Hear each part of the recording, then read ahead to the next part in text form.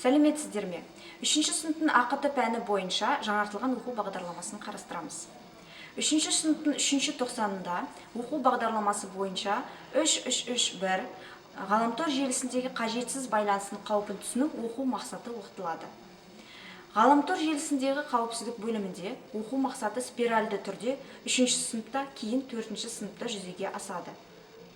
3-ші сыныпта оқушылар ғаламтор желісіндегі қажетсіз байланыстың қаупін түсіну білімдерін көрсетеді.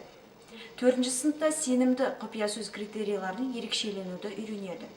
Мұндай спиральдік 3-ші сыныпта алынған дағдыларын жоғалтпай, 4-ші сыныпта одан әрі білімдерін дамытуына себеп болады. 3-ші сыныпта берілген оқу мақсаты бір сабақта басқа оқу мақсаттарымен бірге оқытылады.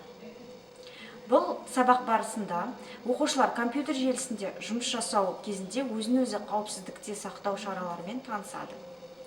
Функционалдық сауаттылықты қалыптастыру үшін оқушыларға талқылауға бірнеше жағдай ұсынылады. Оқушылар берілген жағдайларға ұқсас өмірде кездескен жағдайларды ұсына алады. Қосымша ресурс ретінде желідегі қауіпсіздік туралы видеоны қараса болады. Мысалы, YouTube-дағы видеоролик «Развлечение и безопасность в интернете» мысал ретінде келтіруге болады. Назар қойып тыңдағандарыңызға рахмет.